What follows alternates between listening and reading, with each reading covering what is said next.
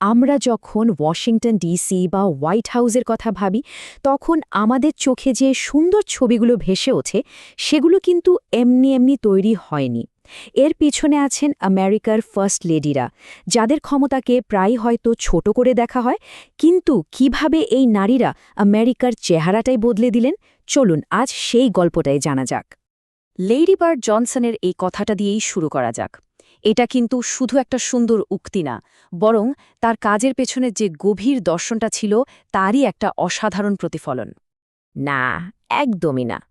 আপাত দৃষ্টিতে যা শুধু একটা সৌন্দর্য বাড়ানোর চেষ্টা বলে মনে হতে পারে, তার আড়ালে কিন্তু একটা গভীর আর জটিল গল্প আছে। এই গল্পটা আমাদের আমেরিকার ইতিহাসকেই নতুনভাবে দেখতে শেখাবে। তাহলে এই যে বিউটিফিকেশন বা সৌন্দর্য বর্ধন কথাটা বলা হচ্ছে, এর মানেটা ঠিক কী ছিল? এর পরিধি যে সাধারণ বাগান করার চেয়ে অনেক অনেক বেশি ছিল, সেটা এখনই স্পষ্ট হয়ে যাবে। দেখুন, লেডি বার্ড জনসনের কাছে বিউটিফিকেশনের অর্থ ছিল অনেক ব্যাপক। এটা শুধু বাইরে থেকে দেখতে সুন্দর লাগা নয়, বরং একটা দেশের সামগ্রিক সুস্থতার একটা মাপকাঠি। তার মতে আমাদের চারপাশের পরিবেশ, যেমন পরিষ্কার জল, শুদ্ধ বাতাস, এমনকি আমাদের ঐতিহাসিক স্থাপত্য, এই সব কিছুই ভবিষ্যৎ প্রজন্মের জন্য রেখে যাওয়া সবচেয়ে বড় সম্পদ। এই ভাবনাটাই ছিল তার পুরো প্রকল্পের মূল ভিত্তি।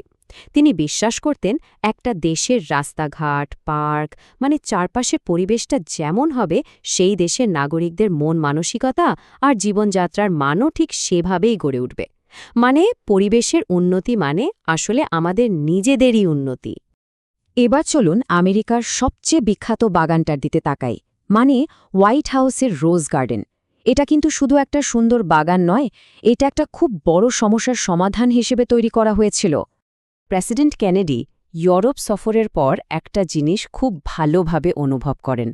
তিনি দেখেন যে হোয়াইট হাউসে এমন কোনো জায়গা নেই যা ইউরোপের বড় বড় বাগানগুলোর মতো জমকালো আর কূটনীতিক অনুষ্ঠানের জন্য উপযুক্ত। আর রোজ গার্ডেনের নতুন ডিজাইনটা ছিল ঠিক এই প্রয়োজনেরই একটা সরাসরি উত্তর। এখানেই প্রেসিডেন্টের কৌশলগত চাহিদা আর ডিজাইনার বানি মেলেনের শৈল্পিক ভাবনা একেবারে মিলেমিশে একাকার হয়ে গিয়েছিল।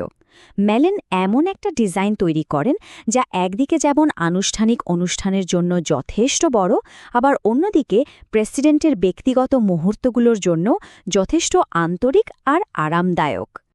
আর এভাবেই এই বাগানটা একই সাথে প্রেসিডেন্টের ব্যক্তিগত আশ্রয় এবং আমেরিকান কূটনীতির একটা শক্তিশালী প্রতীক হয়ে ওঠে।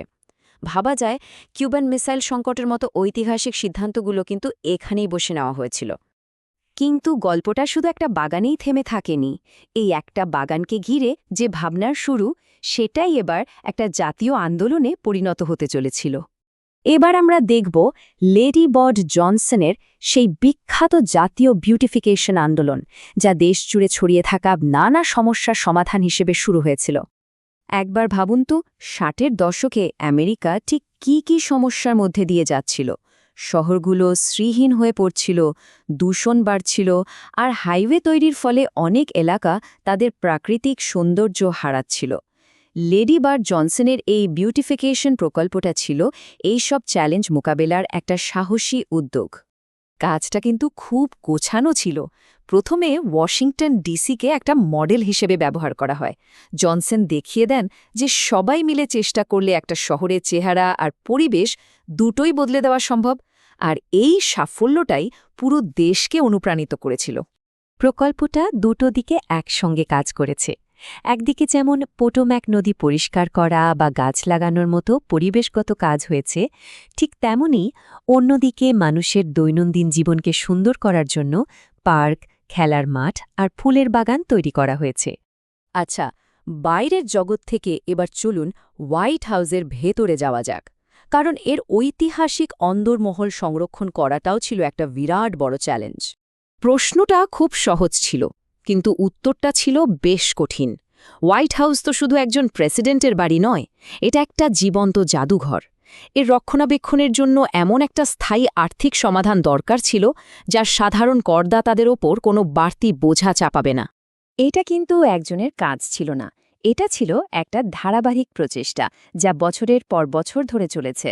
রোজালিন কার্টার থেকে শুরু করে বারবারা বুশ আর হিলারি ক্লিন্টন পর্যন্ত প্রত্যেকেই এই হোয়াইট হাউস এন্ডাওমেন্ট ট্রাস্টকে শক্তিশালী করতে খুব গুরুত্বপূর্ণ ভূমিকা পালন করেছেন। একবার সংখ্যাটা দেখুন, প্রায় $52 মিলিয়ন। এটা ফার্স্ট লেডিদের দূরদর্শী পরিকল্পনার একটা অসাধারণ প্রমাণ, তাই না? তাদের সম্মিলিত চেষ্টার ফলে হোয়াইট হাউসের ঐতিহ্য আর সৌন্দর্য আজও সুরক্ষিত আছে। তাহলে এই সব কিছুর পর কি রয়ে গেল? এই উদ্যোগগুলো দীর্ঘস্থায়ী প্রভাবগুলো ঠিক কী ছিল? চলুন শেষ পর্যায়ে এসে সেটাই সংক্ষেপে দেখে নেওয়া যাক। এই প্রচেষ্টাগুলোর বাস্তব ফল আজও আমরা দেখতে পাই। ওয়াশিংটন ডিসির পার্কের ড্যাফোডিল থেকে শুরু করে হোয়াইট হাউসের সযত্নে সংরক্ষিত ঘরগুলো পর্যন্ত সবকিছুতেই এই ফার্স্ট লেডিদের উত্তরাধিকার যেন জীবন্ত হয়ে আছে। লেডি বার্ড জনসনের এই কথাটা কিন্তু তার পুরো কাজের সারমর্ম। তার কাছে সৌন্দর্যবর্ধন ছিল এমন একটা সার্বজনীন উদ্যোগ যা ধর্ম, বর্ণ আর রাজনীতির ঊর্ধ্বে উঠে সব মানুষকে এক করতে পারে। আমরা শেষ করছি এই প্রশ্নটা দিয়ে। এটা আমাদের ভাবতে বাধ্য করে যে আনুষ্ঠানিক ক্ষমতার বাইরেও নেতৃত্ব, প্রভাব এবং একটা সুচিন্তিত পরিকল্পনার শক্তি আসলে কতটা অপরিসীম হতে পারে।